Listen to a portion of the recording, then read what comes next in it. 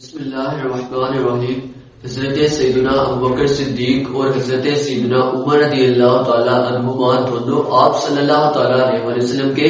دنیا میں بھی رفیق ہیں اور آپ صلی اللہ تعالیٰ علیہ وسلم کے آخرت کے بھی رفیق ہیں۔ حضرت ابو سعید خدری رضی اللہ تعالیٰ نے روایت کرتے ہیں، آپ فرماتے ہیں کہ ایک مرتبہ پیارے آقا صلی اللہ تعالیٰ علیہ وسلم نے ارشاد فرمایا کہ ہر نبی کے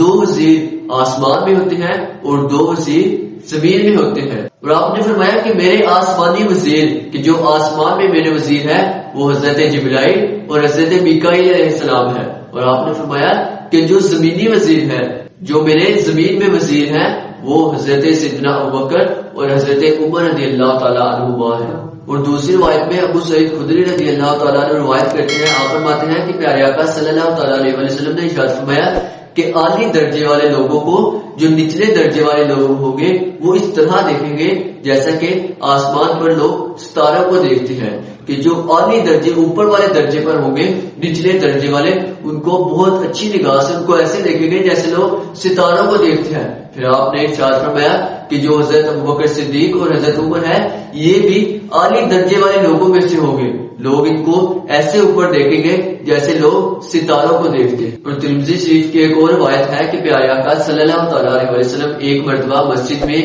اس حالت میں داخل ہوئے کہ آپ کے ساتھ آپ کی دائیں جانب حضرت سیدنا ابوبکر صدیق اور آپ کی بائیں جانب حضرت سیدنا عمر رضی اللہ تعالیٰ عنہ تھے۔ آپ نے ان کو فرمایا جب آپ مسجد میں داخل ہونے لگے تو آپ نے ان دونوں کے ہاتھ پکڑ لیے، حضرت ابوبکر صدیق اور حضرت عمر کے ہاتھ پکڑ کر آپ نے ارشاد فرمایا کہ بروز قیامت بھی ہم اسی طرح اٹھائے جائیں گے۔ اور ترمذی کی ایک اور روایت پہ آقا صلی اللہ تعالیٰ علیہ وسلم نے ارشاد فرمایا کہ سب سے پہلے مجھ سے زمین شق ہوگی، یعنی جن کو قبر سے نکالا جائے گا سب سے پہلے میں اٹھایا جاؤں گا، قبر سے سب سے پہلے مجھے نکالا جائے گا۔ پھر آپ نے فرمایا کہ میرے بعد حضرت ابوبکر صدیق، اور پھر آپ نے فرمایا کہ حضرت عمر رضی اللہ تعالیٰ عنہ کو قبر سے اٹھایا جائے۔ اور ترمذی کی ایک اور حدیث حضرت عبداللہ بن حنظلہ رضی اللہ تعالیٰ عنہ روایت کرتے ہیں، آپ فرماتے ہیں کہ حضور نبی کریم صلی اللہ تعالیٰ علیہ وسلم نے ارشاد فرمایا کہ حضرت ابوبکر صدیق اور حضرت عمر رضی اللہ تعالیٰ عنہ مسلمانوں میں ایسے ہیں کہ مسلمانوں میں یہ ٹھہرے ہوئے ہیں، ان کی مثال اس طرح ہے جیسے انسان کے جسم میں انسان کے اعضاء میں آنکھیں اور کان ہوتے ہیں، کہ اگر انسان کی آنکھیں اور کان ہوں گے تو پھر اس کا جسم کامیاب ہے، اس کا مضبوط ہے۔ اسی طرح آپ نے فرمایا کہ مسلمانوں میں حضرت ابوبکر صدیق اور عمر آنکھ اور کان کی مثال ہے۔